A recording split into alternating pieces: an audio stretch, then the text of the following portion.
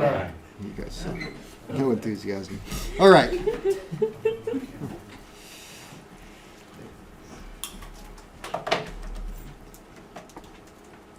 3.3. Some carburetors, let me see. Now we'll do this. System contains, talking about the idle circuit. What parts does it contain? Contains 1. What do you got? Right, idle, discharge, nozzles. More or less, probably usually just drilled holes.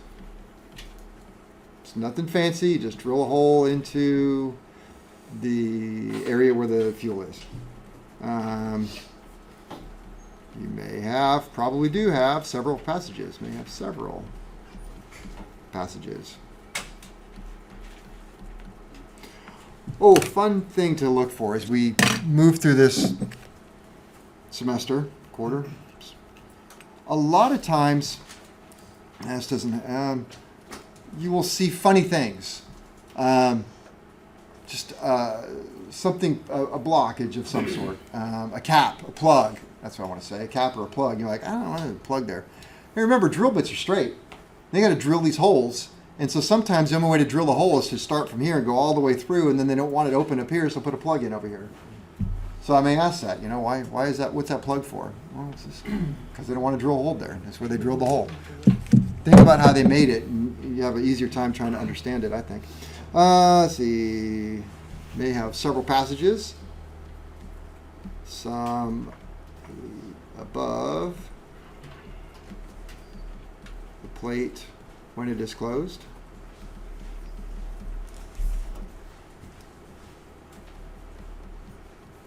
Closed, and some below the plate when it is closed. Hey, we talked about the holes on the bottom. Any hole below the plate. I'll write that.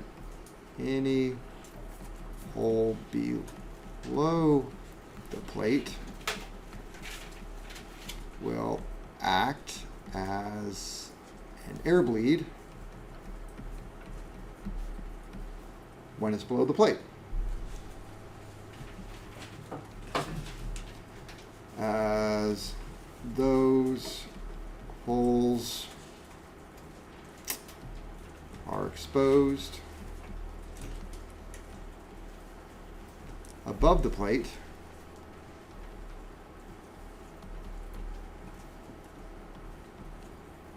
they become discharge nozzles.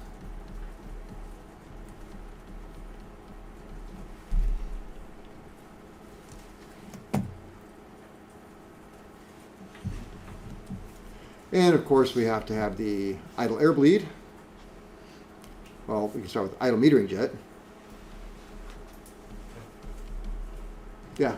Just to clarify, plate within the throttle plate? Yes. But if I had to write throttle, it takes too much time. I save time. Thank you.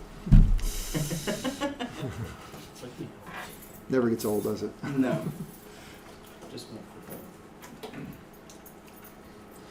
Somebody, probably you, who watches multiple videos across several years. I'm like, well, I quit doing it. They're all the same. I'm like, well, your joke's got a little cornier. Thank you. Love you too. Enjoy that C. I think your jokes are amazing. Yeah. Give him $100. Workshop. He's looking younger in each video. He's what? Looks younger in each video. I love you guys. So you would go home early? Yeah, you can go home. It's not jail. Idle metering jet. All right, so still got to regulate the fuel just like anything else. We got the idle metering jet. Idle mixture adjustment.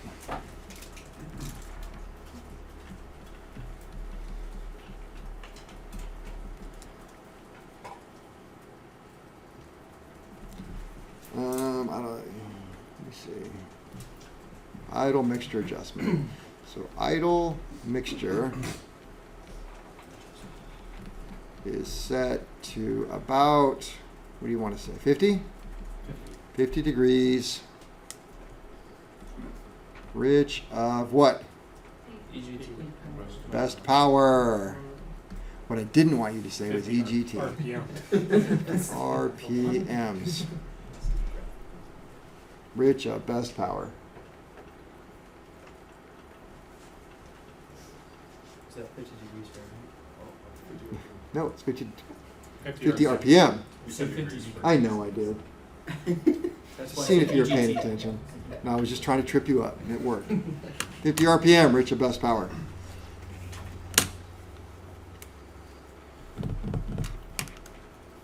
Okay, we've kind of went over this, but I'll go over it again. But I'm not going to make you take notes. You can write notes. We have the engine. So this is how I'm going to do it in the field. I have a Stromberg. I'm going to take the Stromberg and I'm going to screw the screw all the way in. Gently, because you will dent it if you're not careful. Screw it all the way in and then screw it out 1.5 turns. I'm going to install it on the engine and connect the idle mixture, if it has it. Some don't. I mean the manual mixture control. And the throttle and the carb heat. And then put it all together. And I'm going to get in the airplane. And I'm going to start it up. And I'm going to warm it up. Which carburetor am I working on? Stromberg. And then after it's warmed up, because you don't make any adjustments on a cold engine ever and ever and ever. I shouldn't say never ever. You just don't. I mean, if the oil pressure was really low, I'd be like, we better adjust that. Don't make any adjustments on a carburetor when it's cold. And I'm in a Cub, so it's this hand. So take the throttle all the way up. Just kind of see how it, make sure it transitions nicely. Transitions nicely to a full throttle. Back off. No black smoke. Sounds good, right? Okay. You, on the other hand, have the opportunity to do it on a test stand. So there's no prop that's going to kill you. So what do? You're going to start it up. You're going to warm up the machine. And then you're going to take the little screw. I would have it 1.5 out to start. It's a good place. I would take it and I would screw it in until the engine starts to slow down. Where am I at right now? Why is it slowing down? And by the way, you have to lock the throttle in. You have to, I talk about in the video about how I set up throttles and stuff in the field. I'll talk about the Marvel Schebler is different. But on the Stromberg, just take it as it is, all the way in, 1.5 out, don't touch anything, bolt it on, see if it works. If I got a good transition, no black smoke, I'm going to leave the mixture alone. If the idle is too high, I will shut off the engine, I will get out, and I will turn the throttle screw in a little bit, get back in, start it up, and see if it was okay. If it was too fast, I'll back the screw out a little bit, try it again. Got it? Mm-hmm. So it's always done when it's off. So same thing. Stromberg, ground power unit. Just take the screws where they are, all the way in, 1.5 out, leave your throttle setting screw alone, bolt it up on there, start it up, let it warm up, pull it back to idle. It should be hitting the screw. Because you have to have something that's set. You can't hold it with your hand, you'll fluctuate 25 RPM. So there you go. Set your idle speed first. Okay, because you got to have something to stop it and be, perfect. Is there like a gauge that tells you the RPM, or you just listen for it? There's an RPM, Okay. RPM-o-meter. I don't know what the real name is. There's an RPM-o-meter right there. We could call it a tachyometer if you like. There's a tachometer and a manifold pressure gauge. Okay, so it's warmed up. You have an idle set. It's real easy. You're standing right there. You can set it all day long. Okay, screw the screw in very slowly, and we're going to watch the RPM and listen. When it starts to drop, what did we do? We're screwing it in. So it's going to get lean, and we're starting to go too lean, so it's starting to die off right there. Okay, we've left best power a long time ago, and now we're lean. Okay, now we know we're lean. That's great. We know which side we're starting. You've got to know which side you're starting on. Okay, so now we're going to screw it back out, and we're going to watch the RPM do what? Go up and up and up, and at some point it's going to go up and start to go the other way. Okay, we're going to go, oh, okay, too much. Screw it back in till it goes right back to best power, right? Yep. Okay, now at that point, I would decide how is my RPM? Because maybe I started it with 500, it's 700 now. Goes like way off on something. Well, back the screw out a little bit, the idle screw, get it to where you like it. Say we got it back down to 550 or 600, whatever sounds nice to you. Set the idle. We know where our mixture's at peak. And what do we got to do? Screw it in or out? Out. Make it richer until it drops by 50 RPM. You're done. It takes about that long. About as long as I said, that's about how long it takes to do it. Except for the warm-up. Yeah. So you're running this thing for 5-10 minutes max. And you're done. Okay. Now let's talk about the Marvel Schebler. Now I'm going to set it up on the airplane a little different because it's got more control. So first thing I do on the airplane, you can't do it on this because you don't have a throttle. You still have the arm. But in the airplane, I can put the throttle wherever I want and lock it. There's a lock nut on the throttle so it stays put. So I don't want to fight this little screw because I may get in there and start it up, pull all the way back on the throttle and it's idling at 800 RPM. I don't want that. So what do I have to do? I have to shut down the engine, get out, walk around, adjust the screw, get back in, start it up. For me, it's easier to take this screw and just back it out. Now it doesn't do anything, right? And so if I'm in the cockpit and I pull it all the way back, I can go to like 100 RPM if it would go. So I hope you follow that. Yeah. Just for me in the field, it's easier. Get this out of the way, okay? Because I have the internal control. So I'll warm it up. I will set the internal control to a nice idle, lock it. Now nothing can move. This can't move, that can't move. And then I will pull the mixture back and see what I got. Let's say I was running at 600 RPM, I pull the mixture back. You can pull it fast, you can pull it slow. I'll try either which way. And just go 600, boom. Nothing. What do I got? Lean. Too lean. All right, well, I just shut it off anyway. So usually I have somebody, so I don't have to get out of the airplane. It's important to have your soda with you. Make it a little richer, please. So, and I'll tell them how much. Give me half turn. So they give me half turn. Make sure they're out of the way.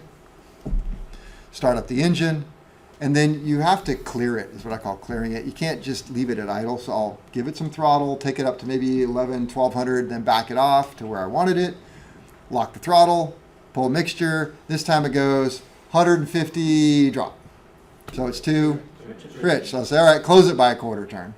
So I close it by a quarter turn, then start it up again, clear it, go 1200, back it off, lock it at 600 again, and I'll pull the mixture back and it goes 50, dies. Am I happy? Okay, now my throttle, I locked it in place, right? And the engine stopped, right? Now all I have to do is go out there. This little thing it's being held in place by the cockpit control. Just screw this in just until it just barely touches that. Now your mixture's set. And then I'll get back in the airplane, just try everything. One more time, make sure it's perfect. Or if you can't remember that, then you got to, just move screws until something happens. I don't know. You'll eventually get it. All right. Okay, so we're good with the adjustment and stuff like that. Side note. Okay, so I was asked about airworthiness directives. When you're doing airworthiness directives on any component that has been disassembled, it is so easy. So these airworthiness directives are very complicated sometimes. It applies to blue label this or red label that or serial numbers between here and here. When it's in part in front of you, I skip all that. Maybe I should admit that. I skip it. I don't care what the serial number is. I don't care what the part. Well, I want to at least know it's the component. If I'm looking at this, it says applies to HA6 carburetors. That's a side draft. I go, well, this isn't an HA6, but I will at least look at the base. Applies to all MA3 or MA3 SPA. Okay, that's me. All right. What do you want to know? Skip all that other stuff. What do you want to know? Well, this applies to carburetors that have a white plastic float. Hey, that's me. What do you want to know? Or maybe this only applies to carburetors with the metal floats dated such and such. Is that metal? No. I'm done. It's just that fast. Now, the reason why that's important to do it that way, because I've seen people do this. Okay, applies to this carburetor, this serial number, this serial number. Okay, it doesn't apply to this particular serial number, so I'm good. What's about anyway? Oh, it applies to ones with white floats in it. Yeah, it doesn't apply to my serial number, so we're going back together. So are you in trouble? Yeah. You're in big trouble. Because what happens out in the field is people change stuff. I can't name names, but they'll go to maybe a salvage yard. It's not salvage yard, it's small. And they just get whatever's there. Floats, and they'll put it in. And so you then are paying attention to part number, serial number, because they only came out of the factory or repair facility with these things. But yet somebody figured out, well, if I just kind of file it right there, it'll fit just fine. And so that's what you get. And so you end up missing an airworthiness directive because they're talking about something very specific. So follow that? So just kind of skip all that and go right to the heart of it. What are you talking about? Has a whole bunch of stuff and it comes right down to one. It's like, well, do you have this style shaft or that style of shaft? Well, I got that style. Well, then it applies to you. End of story. Then, if it's a real expensive one or something, then you can backtrack and go, okay, wait a minute here. Does it apply to me? Yeah. Are all the airworthiness directives we need to know the ones from the 2 videos? Do I go over them in the video? You go over some of them. Jeez, how freaking generous am I? They're all in your binder. Okay. Yeah, I printed them out. I don't expect you to look them up. That's like a second year thing. You don't have to go on Aviation. And by the way, you can get airworthiness directives for free from the government. The problem with that is I called this a Marvel Schebler. For a while it was facet, and then it was something else, precision, then facet, Marvel Schebler. You got to know that if you're using the government website a lot of times because it doesn't follow the trail. But when you pay for a service like Aviation, or this hour has been brought to you by Aviation, or IA Approach, or one of the other ones, they're pretty good, really, really good about, hey, I've got a Marvel Schebler. It's what it's called today. They're like, don't forget, it was called this and this and this, and they'll throw all those in. They're really good at it. In fact, they'll even throw other stuff in there sometimes. You'd be looking for a Cessna AD, and you'll get, why do I have this engine one? And they'll just say right here, we're very concerned that people, this is an important one and it can get missed. This aircraft usually has this engine in it or this component. You should know this. So really good about that. So you get your money's worth with these other ones. And you get your money's worth with the government. So. Quick question? Yeah. On the subject of paperwork, what about modified engines like the Lycon or the Ram? Do those have different overhaul manuals that pertains to all the modifications that those companies made? Depends on the modification. If they're putting in a different piston, probably not. But if it's any other mod, they probably have instructions for continued airworthiness. And ADs are usually pretty good at picking that up. Apply to this engine also, or they'll even say, or any engine modified to incorporate this STC. There's a lot of ADs out there that are strictly, applies to all Lycoming 0320 engines modified in accordance with STC number such and such. And so a lot of times you're just like, well, it's not modified per an STC, so it doesn't matter, doesn't know. I ran into a little off the subject, but I found it interesting because we just came out of engines. You guys remember the service bolt in 505, 530? You had to inspect the inside of the crankshaft for pitting. You didn't pull your plug out, so maybe you don't remember, but there's an airworthiness directive on all these Lycoming engines for fixed pitch props where you're supposed to pull the front crankshaft plug out, and then you have to get all the sludge out of there, and you have to look for pitting. And at overhaul, you have the opportunity, if you have pitting, to send it out and have the inside milled out to like 1.91 is the max. But you can have it milled out pretty big and get rid of all the pitting.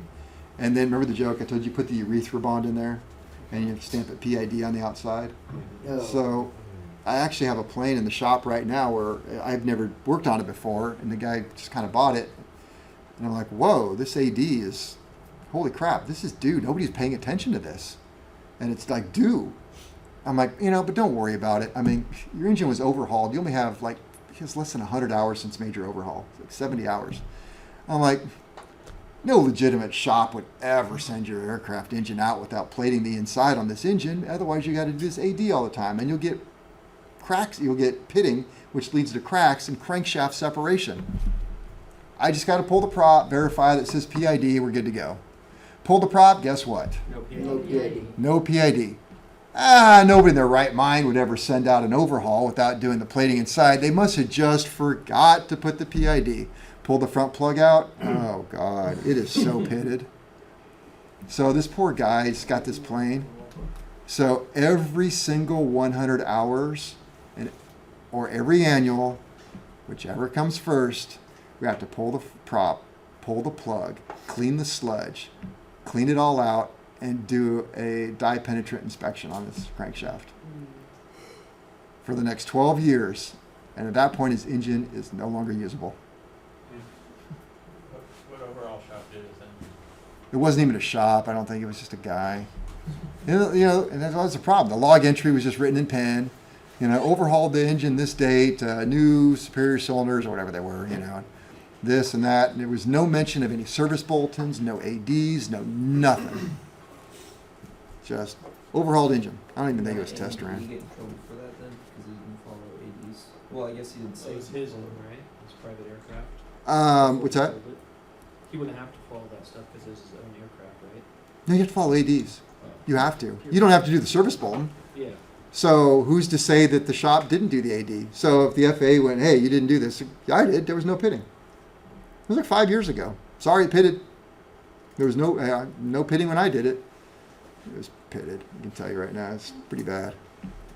So I took a little. You have to measure it. It's kind of a little bit of ambiguity there. Tells you if you're going to take out the pits, you have to take them out uniformly. You can't do localized. You can't take like a die grinder and grind out one pit. It's got to be. So it says make sure you take them out. So I got a little brake hone, and I went in there, went back and forth for about 5 minutes, and looked at it, and I'm like, oh my gosh, this is just, I can't do this. So tried to get them out, but they're so deep. So feel bad for the guy. I haven't told him this yet. Well, he knows all about that. I said, I could probably get them out with a little hone. Probably not that deep. Then once you hone it, you're like, oh, they're really deep. So if you're watching, I'm sorry. Okay. How am I doing? Break time yet? No, okay, we're fine. You get a break when she says you get a break. That's when you get a break.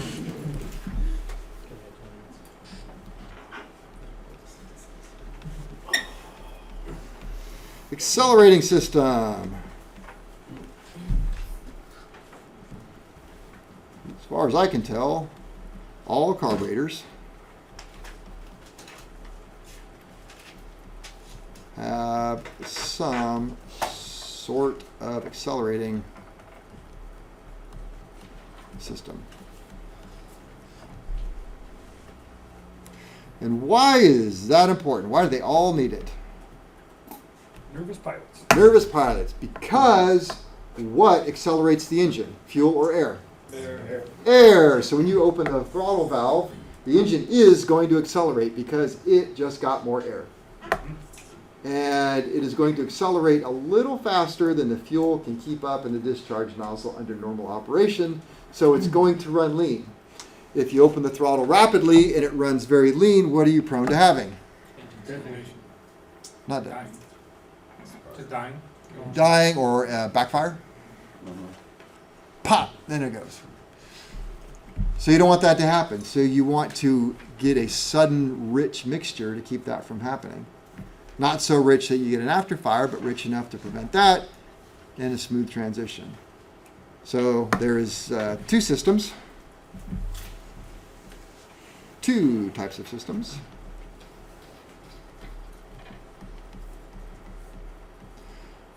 And the simple one is called the what?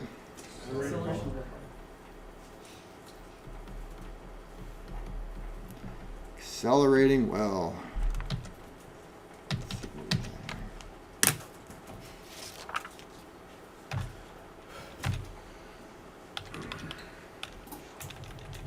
Sequence here. Let's see.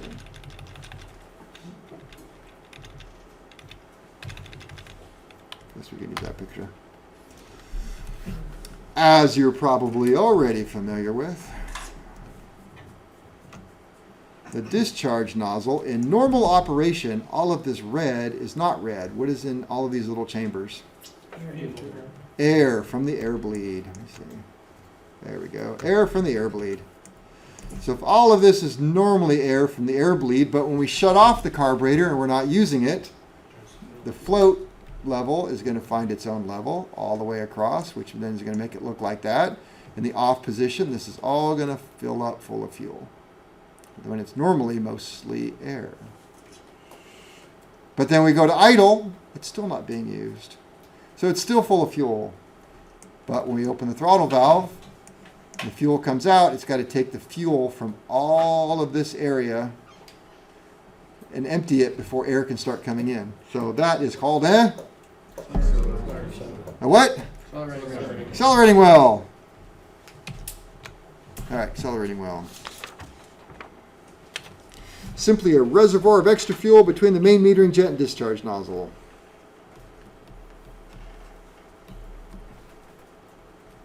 That's why you go from going from idle to like takeoff power. Yep. Or idle, no, idle to off idle. Okay, right. Because as soon as you go to the main discharge nozzle, all that fuel's got to come out because you need your main meter, you need your air bleed. You need your main air bleed to work. And the only way it's going to work is if you dump all the fuel out. So, Right, I was thinking like as a pilot going from idle to takeoff power. or idle to Half half power. And it doesn't matter how slow you go, you got to get that fuel out of there. It's got to go somewhere. It's got to go out. So it's not just because rapid throttle, it's because it's got to clear out. So simply a reservoir of extra fuel between main metering jet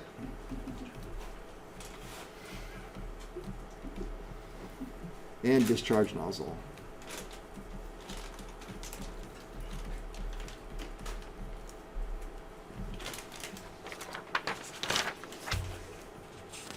And we have the accelerating pump.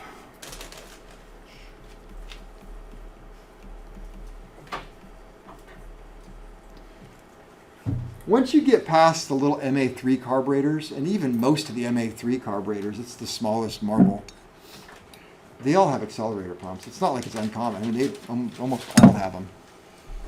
It's more common to not see it than it is to see it. Did I say that right? It's more common for it to have one than not have one. There we go. So accelerating pump is a positive displacement.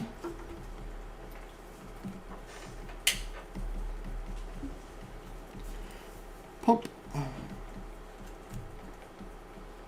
that injects fuel through a separate discharge nozzle.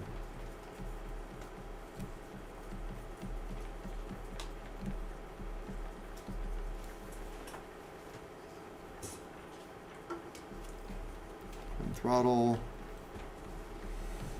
is opened. When you open the throttle, it's going to push the plunger down. There's no two ways about that.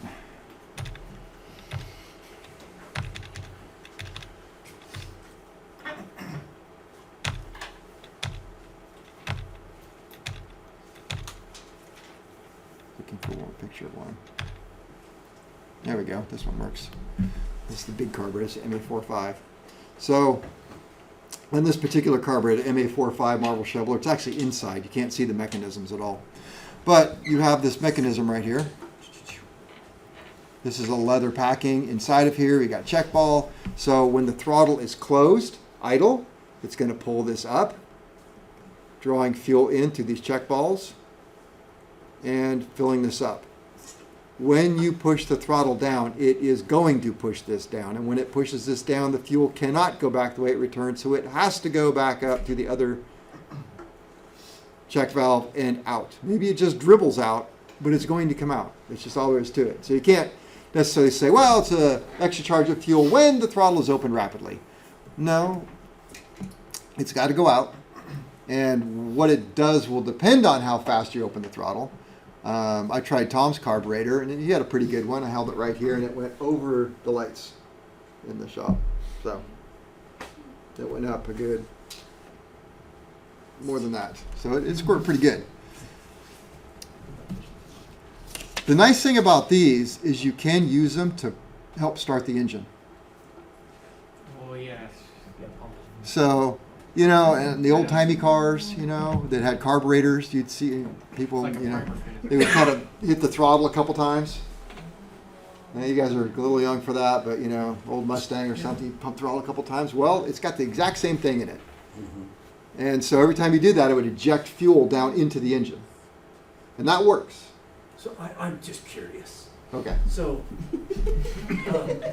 yeah, I know this, but Anthony, you've never, nobody, Vitali, you guys have never done this, right? This is all alien to you, that having to pump a carburetor to start the car? Yeah, it's probably, I have, I've done it because, a couple times. Okay. Tanner, Inception. get on the twist so it is, it's foreign. Anybody born after 1980, is this alien to you? Yeah, 87, I don't know. Oh yeah, well that's how you started old cars. You got to prime them. So you'd hit the, and every time you did it, it's Prime the almost the lawnmower. exact same thing. It has an accelerator well that would, not well, a pump. It would fill up. You press it, it would squirt fuel down into the engine. Yeah. And now the funny part is when you live through this transition between the carburetors to fuel injection, people still did it with their fuel injected cars Oh, yeah. for years. So Oh, yeah, it's you ever drive with your parents? Well, now they probably won't do it anymore. But you know, back in the day, you watch mom do that. You know, and it's fuel injection. It's not. I catch myself doing it. Well, because you still have both cars. Some have fuel injection, some don't. Some of my old cars have fuel. Oh, okay. So yeah, how about this one? Carburetor. So you go out with Tom. Watch him. He's going to pump that throttle a Yep. couple times. Now I have the old Jeep with the carburetor, but it doesn't have an accelerator pump, so it doesn't do any good.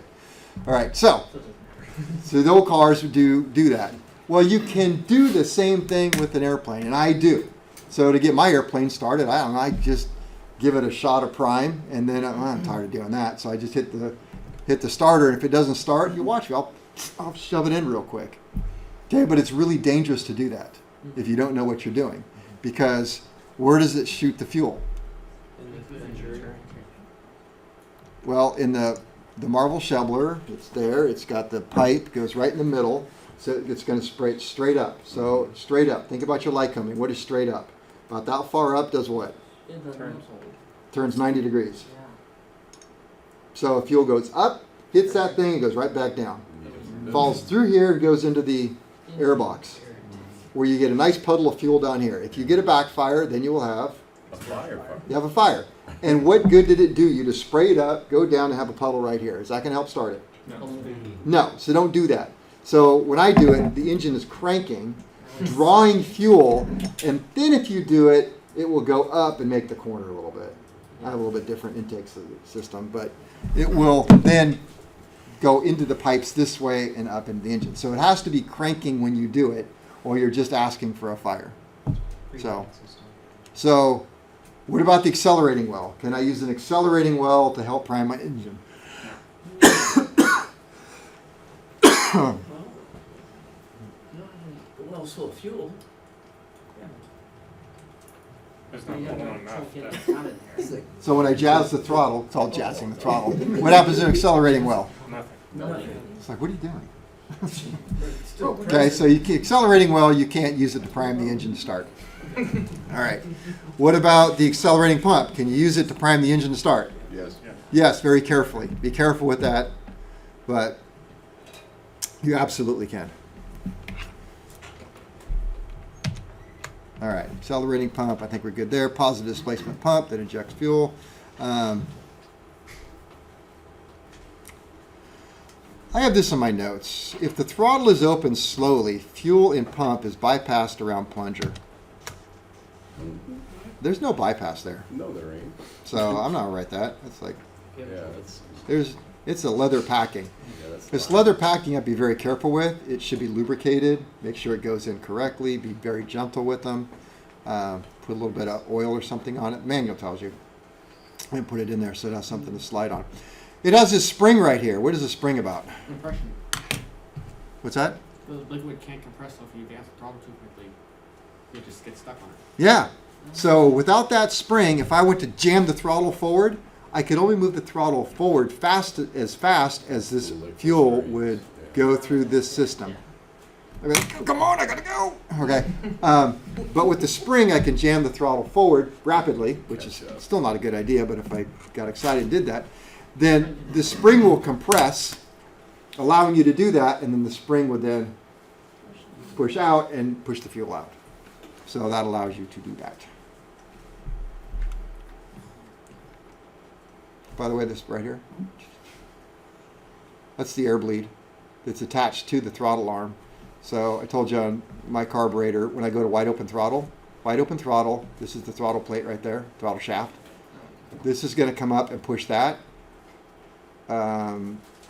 closing it, causing less air bleed and more fuel to go to the engine. So it's an enrichment valve, air bleed enrichment.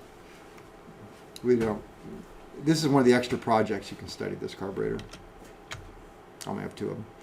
Accelerating pump, throttle slowly, okay. Can be used, I'm not going to write that either. Can be used to prime the engine during starting if you're careful. But it's not really priming. Okay, something new here. How am I doing on time? 10 minutes. Okay. Economizer system.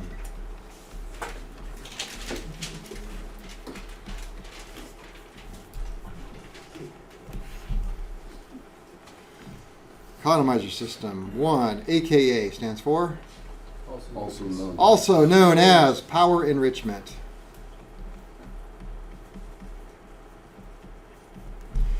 And it says C figures. Okay. You said power enrichment? Yes.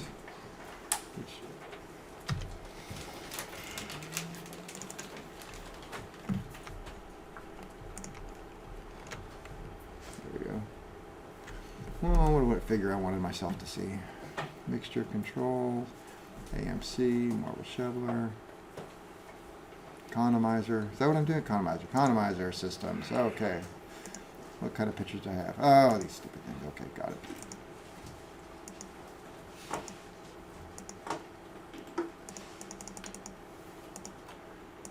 All right, economizer systems. I mentioned this the other day. If I were king for a day, I would decide this moment thing I would do. The terms economizer system and power enrichment are used interchangeably. I would prefer it if an economizer system meant that it took an overly rich carburetor and leaned it out in a cruise configuration. And I would like it better if a power enrichment meant near full throttle, it adds more fuel to enriching it for power. But it doesn't work that way. They could easily call something a power enrichment that works like what I just called an economizer that works like a power enrichment. You follow that? Mm-hmm. Okay. Regardless of the name,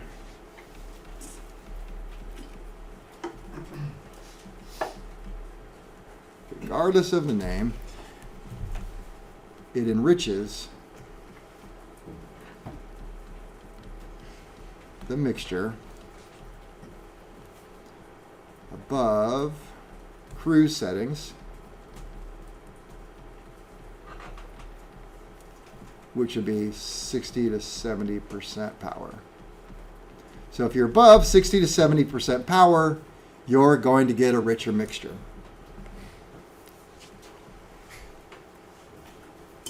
Well, what's the purpose? Let me see. Adds extra fuel at higher power settings. And 2, you see, keeps mixture at cruise from being too rich.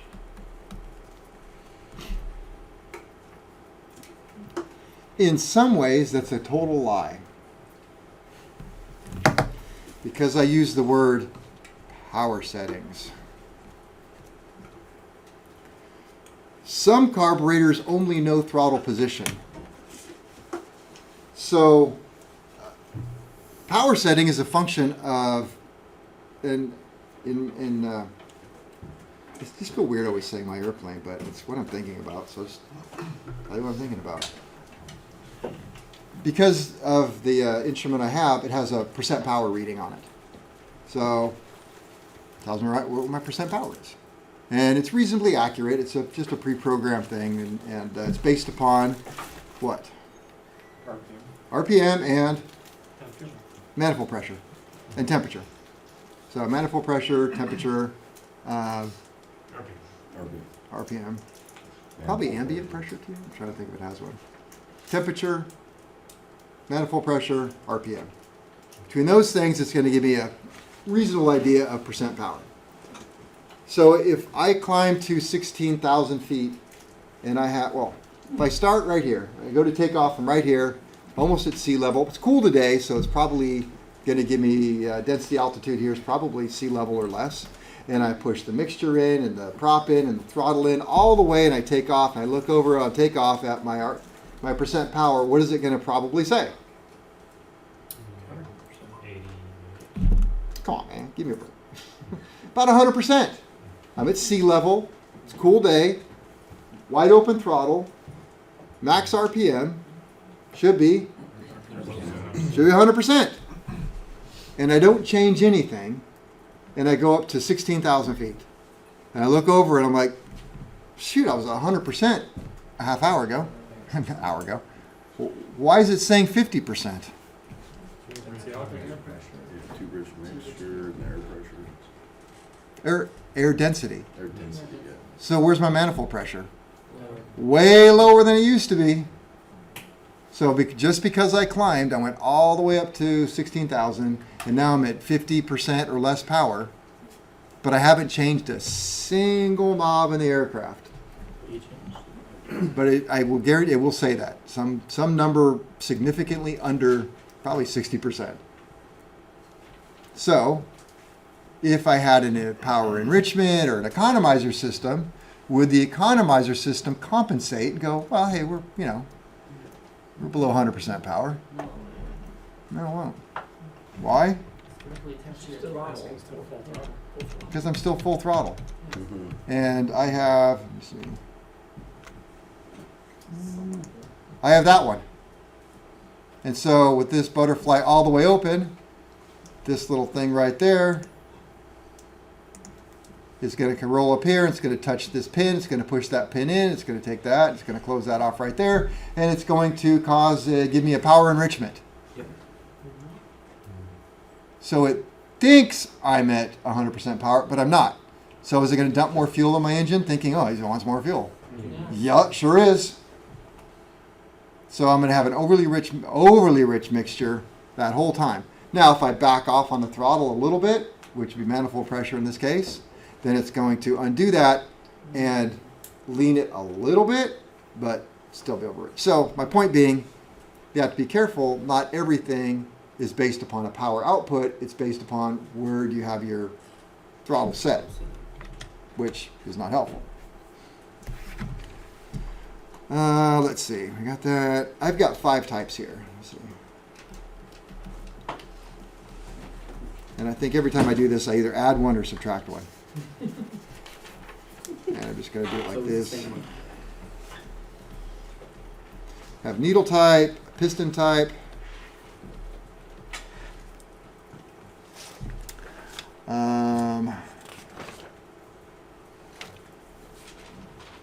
Manifold pressure type.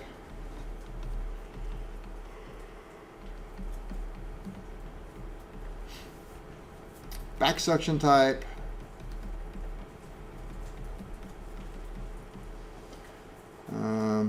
Air bleed type.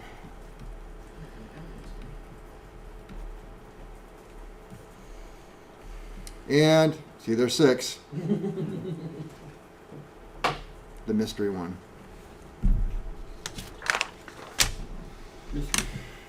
The mystery one.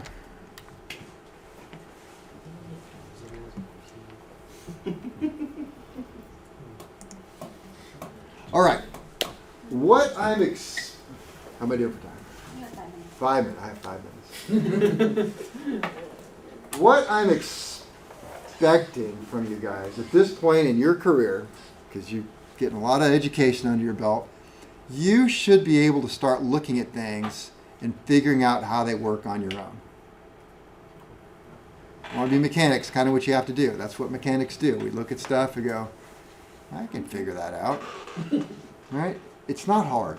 All this stuff, I mean, practically most of it, I had to, when I took over, it's just what I had to do. I'm like, well, how does that work? Oh, that's how it works. That's not hard.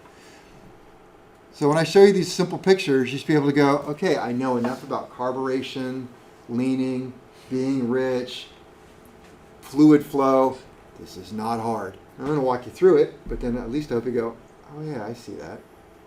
Not like, oh crap, how am I going to memorize that? If you're thinking, oh crap, how am I going to memorize that? You're missing the point. It should become obvious to you. If it's not, don't feel bad. It'll come to you, I hope. All right, so this is the needle type. Well, if we just look at this and kind of dissect it, that's what you do. You just start by looking at things, getting familiar with it. Going, what do we got going on? Okay, well, here's the throttle right there, and this is wide open throttle. That's less wide open, and so this is even less wide open. And so, see if it goes up. Up goes to wide open, down goes towards towards idle. All right. We got the float tank over here. Main metering jet. How do I know it's a main metering jet? My God, they tell me right there. Main metering jet. I wish, God, I would stop doing that. Okay, it comes up through here. We got the main air bleed. We know all about that stuff. Comes up to here, Venturi and out. All right, now I'm supposed to figure out some sort of economizer crap.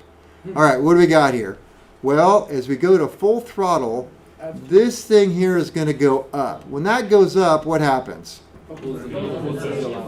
This comes up. Well, when that comes up, the fuel comes in here, and it gives me a second passageway. So is more fuel flowing? Yeah, that wasn't so hard. So if more fuel is flowing, and we had to give it a name that made me happy, we would call it a power enrichment. Because it did it. Okay, but then you could argue the other way around. Well, I don't know, Kevin. You're in full power, and when you back off on the power, the needle comes down, economizing it. Therefore, it's an economizer. So. What's its natural state most of the time throughout the range? Yeah, so And then we'll go whatever. from there. But right, that's all it is. How hard was that? Okay, not hard. We have the piston type economizer. You did what in your economizer?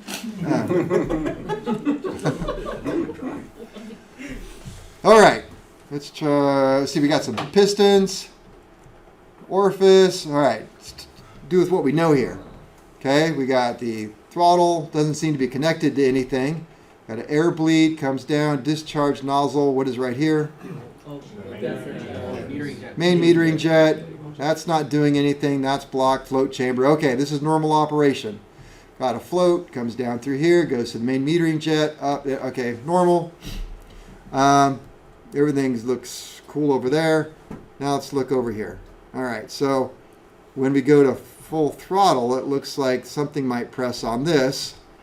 And this comes down. See if I can make it a little bigger. I can't use my red dot. Then we have our normal path, but we got a new path opens up, comes up into here. This is a round tube, so it's just going to go on both sides. And this opened up an air passage. There must be a little air valve in there to let air through to aerate this fuel, a bleed for this, and it just injects more fuel right here. Well, what's going to inject it right here? Why is it coming out right there?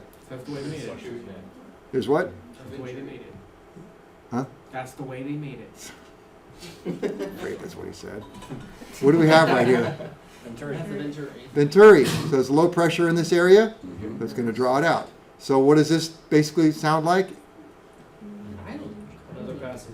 Another passage. I'd call it power enrichment. It gets rich at higher power settings. And then we back off on the throttle. Piston's going to go back up. These are holes right here. Yeah. Then that must allow air to come through here at all times. Yeah. So if that's letting air come through at all times, that's going to lean it out. Sounds like economizer there. But this is blocked, less fuel, a little more air. Yeah, What makes the second piston go up? this one right here. No, the. Oh, this one comes down. Touch. Oh, what makes it go up on its own? Yeah. It's simplified. I'm sure there's springs in there to pull it up. Springs over. I didn't know if it was like a fuel pressure. Yeah, Then all things in the Yeah, it's probably springs. That's my guess. I've never worked on one of these before, but you know. All right. Oh, I like this one because it's got the dash pot, and I almost called it a piss pot. There's a reason. Want to hear the stupid story behind that? Yeah. Because when I was going to school, we had a teacher who was not a very nice man. He's dead now. But I got along with him. And somebody in my group, he would take students out and fight them. So, Oh, this Oh, is the same teacher. same Same guy. teacher who fights on the grass. We heard one story about him already. oh, yeah, he would take students. I never saw that, but anyway, one of my guys in my group made the mistake of calling the instrument panel the dash panel. Oh, you told us this one. All right, and what is to him? He said dash is The the horses. dashboard was to keep the horse piss coming up on it. Yeah. Okay. All right, so we have a fulcrum, a dash pot, this thing right here. Okay. Well, this looks familiar. We've got two passageways down here. A break. Break? Yeah. Want to do a break and then come back to this? Yeah. Okay.